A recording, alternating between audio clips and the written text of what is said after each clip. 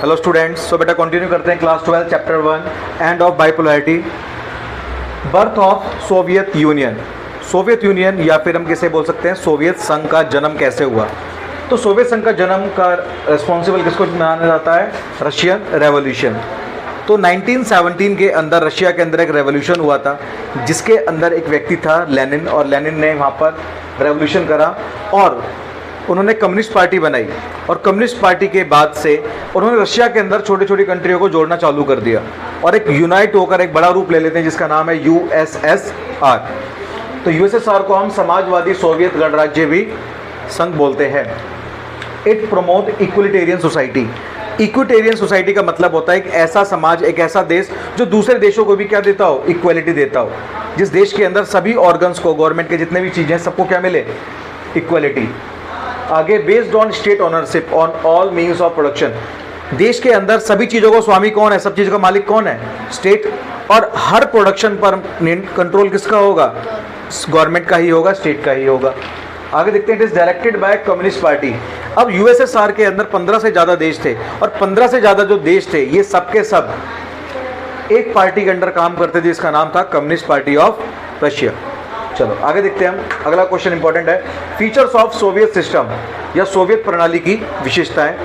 अब इसके अंदर क्या क्या चीज आएगी? पहली, इंस्पायर्ड बाय सोशलिस्ट आइडियाज। तो किन आइडियाज से ये इंस्पायर थे?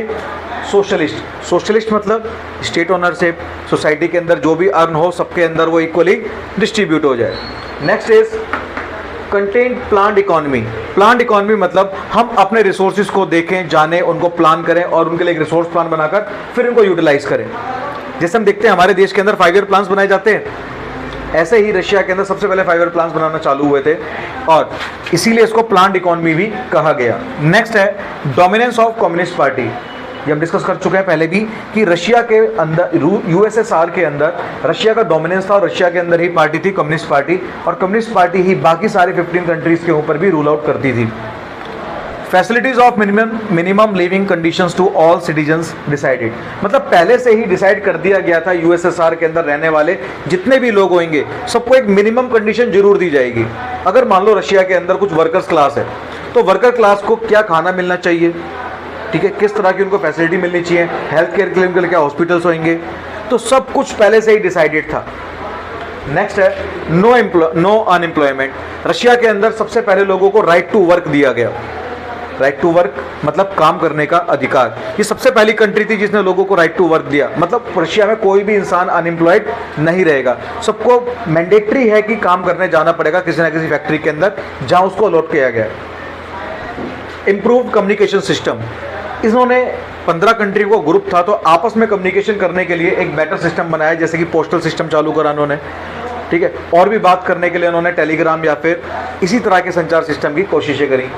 स्टेट ऑनरशिप मतलब इस यूएसएसआर के अंदर जो भी रिसोर्स है उन सबका मालिक कौन है?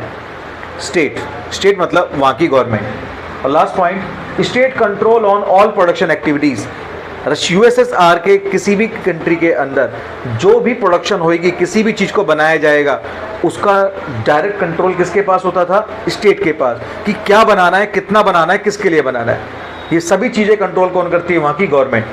तो ये कुछ फीचर्स थे जिससे हमें आसानी होगी सोवियत संघ के बारे में, सोवियत यूनियन के बारे में जानने के लिए। Okay, thank you. ओके बेटा, कंटिन्यू करते हैं आगे। सेकेंड वर्ल्ड, दूसरी दुनिया किसे कहते थे? देखो, सेकेंड वर्ल्ड वॉर के बाद 2 नेशंस पावरफुल कंट्री का क्लेम कर रहे थे, वर्ल्ड पावर का क्लेम कर रहे थे। एक तरफ था यूएसए और दूसरी तरफ था यूएसएसआर। तो जितनी भी कंट्रीज यूएसएसआर के खेमे में थी, खेमा मतलब उसके ब्लॉक में थी, वो सब क्या कहलाती थी? Second world. तो ईस्ट यूरोपियन कंट्रीज, ठीक है, और यूएसएसआर के साथ जितनी भी ईस्ट यूरोपियन कंट्रीज हैं ये सब मिलकर क्या कहलाती हैं? Second world. और सेकेंड वर्ल्ड की एक फीचर और था, ये सोशलिस्ट आइडियोलॉजी को फॉलो करते हैं। सोशलिस्ट आइडियोलॉजी जो हमने सोवियत यूनियन के अंदर देखा था कि सोसाइटी के सभी चीज रिसोर्स को इक्वलिटी से बांटा जाए। नेक्स्ट यहाँ पे एक कैरेक्टर ऐड हो रहे हैं जिनका नाम है मिखाइल गोर्बाचेव। अब मिखाइल गोर्बाचेव क्या करते हैं? इन्होंने डेमोक्रेटाइजेशन को और पॉलिटिकल रिफॉर्म्स को अडॉप्ट करा 1980s के समय पर। ये कौन थे? ये यूएसएसआर के जो कम्युनिस्ट पार्टी थी उसके एक बड़े नेता थे, उसके एक बड़े मिनिस्टर थे, और यही संभालते थे पूरी कम्युनिस्ट पार्टी को इस टाइम पर। अब कम्युनिस्ट पार्टी जो है वो किस पर बेस्ड थी? सोशलिस्ट पर। लेकिन ये किसकी बात कर रहे हैं? डेमोक्रेटाइजेशन की। तो ये अपोजिट चीज की बात कर रहे हैं, और इन्हीं के बाद ही यूएसएसआर का डिसइंटीग्रेशन भी होगा। चलो, इन्होंने 2 रिफॉर्म्स की बात करी जिसके बाद यूएसएसआर पूरी तरह से हिल गया, चरमरा गया। क्या बात करी थी? ग्लासनोस्ट और पेरेस्ट्रोइका। ग्लासनोस्ट का मतलब होता है ओपननेस, ग्लास की तरह पारदर्शी, ग्लास के ट्रांसपेरेंट देख सकते हैं ना। तो ग्लासनोस्ट मतलब ओपननेस, इसका कोई लेना देना नहीं है ग्लास वाला, लेकिन मैं इसे याद कराने के लिए बोल रहा हूँ। तो ग्लासनोस्ट मतलब जिसके अंदर हम कांच की तरह ट्रांसपेरेंट देख सकें, तो इसमें मोर ट्रांसपेरेंसी एंड राइट्स दिए जाएंगे। जैसे कि अगर सरकार तुम्हारे लिए कुछ काम कर रही है तो तुम्हें पता तो होना चाहिए सरकार तुम्हारे बारे में क्या सोच रही है। इसका मतलब right to get full and correct information about state matter. तो देश के मैटर्स के बारे में तुम अच्छी तरह से, पूरी तरह से सब कुछ जान सको। इसके बाद दूसरी थी पेरेस्ट्रोइका। पेरेस्ट्रोइका मतलब रीस्ट्रक्चरिंग। रीस्ट्रक्चरिंग मतलब दोबारा से बनाना। भाई सपोज करो एक घर तुम्हारे पिताजी ने बनाया, अब तुम्हें उसका डिजाइन पसंद नहीं आ रहा, कल को तुम अपने घर, उस घर के मालिक बनते हो, पिताजी चले जाते हैं, तो तुम उस घर को तोड़कर दोबारा से बनाते हो, ये क्या कहलाएगा? रीस्ट्रक्चरिंग। तो जो यूएसएसआर पुराने समय से चल रहा है वो सोशलिस्ट और कम्युनलिज्म पे चल रहा है। अब ये नई तरह की चीज लेकर आए हैं, क्या? डेमोक्रेटाइजेशन पर। तो यहां पर इन्होंने किस पर जोर दिया? All matter should be resolved by representatives of people.